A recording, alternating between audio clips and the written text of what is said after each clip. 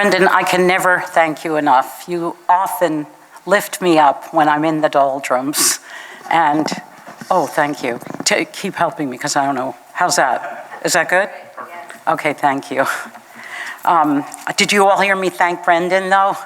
Because to have someone care about my work when I do often feel like I'm shouting into a well is quite an honor. And Brendan's been very good to other members of my family. And wow, I'm just so happy to have him in my life. And I want to give back to Iowa. So, well, my son Cody's filming the event tonight. So I also want to thank my family for their support, for coming. Let's see, I tried different glasses. This book actually did come out just in March. My publisher is Irish, Salmon Poetry in Cliffs of Moher. And and I don't know what my other claims to Irishness are, except there's quite a few. And this book, the title that it has now, My Blazing World, is taken from a 17th century playwright, poet, scientist, science fiction writer named Margaret Cavendish, who wrote a book back in 1666 called The Blazing World. Lo and behold, in this past Sunday's book review, someone else has written a book called The Blazing World. He also thanks Margaret Cavendish, who was known as she was a Duchess of Newcastle. She was shamelessly ambitious. She wanted fame. She wanted recognition for her writing, which in the early 17th century wasn't so easy. And she also was the only woman ever allowed into I forget if it's called the British Royal Science Society, but she got herself in. I have an epigraph also from an author who was celebrated earlier this year at the Morgan Library Museum, known as the world's first known author, a woman, Enheduanna, who lived approximately 3,000 to 4,000 years before Christ, and her work has been passed down on tablets and so forth. She said, "I have given birth, O exalted lady, to this song for you." I like to channel women like Enheduanna and Margaret Cavendish. Finally, the first poem I'll read is called The Right to Choose, not about what you think it might be about exactly. And the epigraph for that is, I don't know if everybody here knows who Portia is, but Portia, the wife of Brutus. So that famous quote, "The fault, dear Brutus, is not in our stars, but in ourselves, that we are underlings," figures in this poem. Right to choose. Underfoot, I will throw on some schmata, but under stress, I turn to whiskey or wine or other medication. Lately, I prefer meditation. Make it all go away. Only the moment matters. Let these thoughts go. I invited someone to take over. I loved when he climbed my tree, bound my hair to my own low bough. Oh, his thumb. You choose, I begged, and he did make a salad, hand me a fork, and let me make my own way home in the dark. The white branches hung heavy at dusk. I came to the edge of his park. No kid played at that hour. Why else do we who choose children? Yes, we cradle, coax them through the night. You have to shush, not make a move, make sure they don't die in their sleep. But the Grand Prix, to focus your high beam on someone else, not yourself. Lay thee down under unbalanced boulder, waiting for the fault, dear Portia, in our winking stars. Oh, thank you. Okay. I did want to also say that I've been whining to my children lately, saying American motherhood is under assault, but it is. It's become a bad thing to do to want to have children because it enslaves women and it's oppressive and all of that. So very different from the old hippies who came and decided, oh, having babies is cool and we can breastfeed and all that. Well, now, none of that. So I write a lot about motherhood from various points of view, and sometimes, as we know, it's romanticized, especially maybe when we're looking at it from the before point of view. This is Blue Hour. The blue and rose hour, again. Pisces dusk, when the sun lowers its glower and makes of earth a moon. Under moon, dad and mom. Snow. On the hill, they cast their blue shadows. In afterglow like this did I with Eros. Or was it wolf? No, I know. I mean you. You were the one, up the Hudson, past the Palisades, past Tarrytown, past, I forget, dying for one more turn back, to scrape off windshield ice and scrape off clothes, love's glow scraped to a burning rose.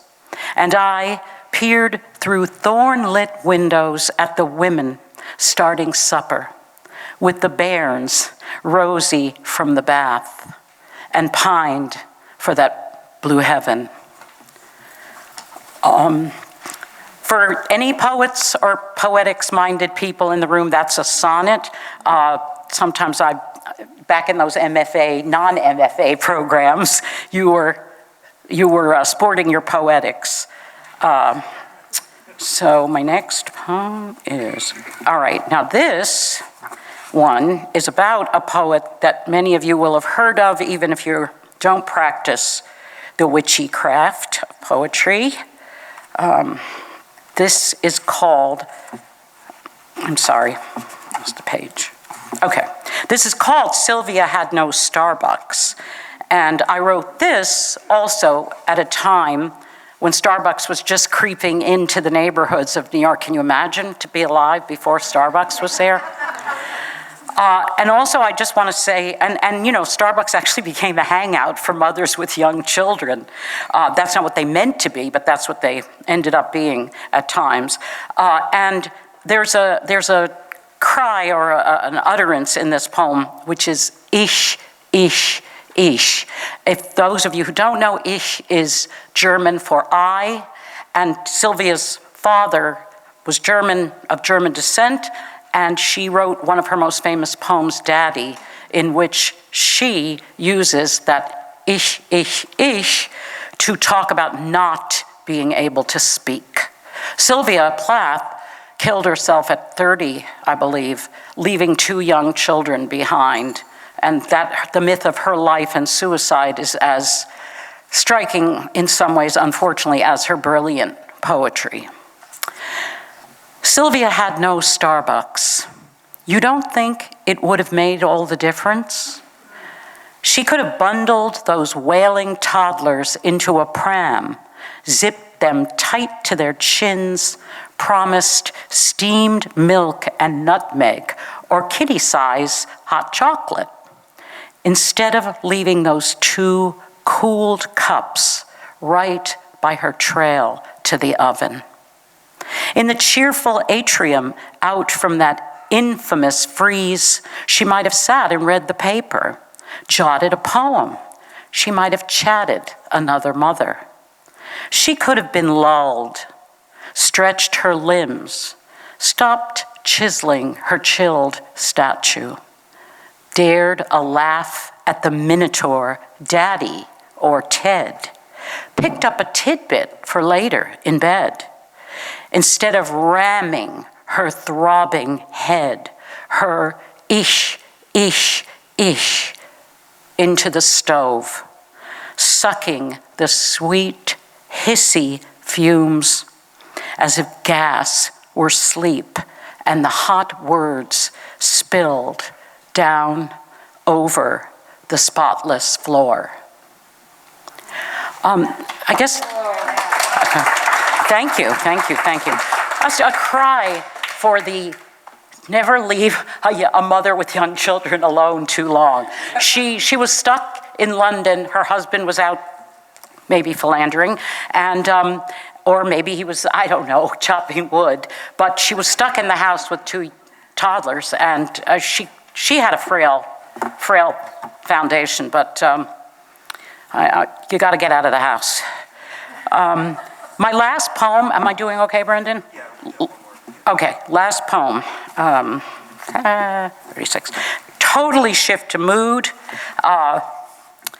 My first book, Dangerous to Know, which is also for sale, mostly channels the voice of Byron and the Romantic poets and the women who were either Romantic poets themselves but ignored. And this one especially, Lady Caroline Lamb, who was considered a stalker, a groupie, and also she was a chronicler of Byron. I have more information about it, but I'm going to read the poem. And I fell in love with her stifled voice. She actually wrote a best-selling novel, but he's the one that kept the reputation, you know, whatever it is, 250 years, I think, later. This is a sestina. So if you're falling asleep, see if you can hear some of the repeated words. A sestina uses repeated words. Midnight walker, Byron's stalker. Liar, your lyre beneath my dazzled face strums a warning. You see into me, your tongue soothes me with lies. Your whore years rise, robing us in their miasma chorus before our lonely act, before first flight. Drape me in your years of fame pose, fly from yourself. Your lines fold me, facing down my doubt. Debauch, divorce, before your fall from grace. You see me struggle to keep pace. Now stakes rise. At least you, Caroline, never change. Lying. But I have. No more lying by your stony side. Wait, your flight's canceled? Draw the cover, let the smart demons rise. Wash me in the cream of your champagne. Lace me in your feathers. Wash us both in words, your choir of seabirds. And I am Leda when you splash down. Before you change your mind, wash me before your last swim dries. Please, no more lies. Make me worthy of that hero scene you see, the fake soldier's grave, as if you could fly from here. How you despise me. Just turn, face me. Our bodies rise, pupils locked. Our pulses rise, the blood warm with rhyme. Your wit peaks before mine. Beast necks taut, faces fierce. You want to lay to waste this scribbling, you call it. Fly your honor flag miles over poetry. You'll see me in hell, you swear. Your ship skims open sea. Hélas, Greece. Finally, your plot. The blue rises and I'm right beneath you. The gulls fly to greet you. Carry me to olive earth before your foot crumbles. Roll me in wet clay. Lay me in the cypress-scented grave with you, facing sunrise, my lord of smooth flight. Lash me to your last word before our souls lie openly. Make me see, dazzle me face to face. Thank you. One important note, I forgot, I was doing a shout out to Pride Month. You know we're in Pride Month.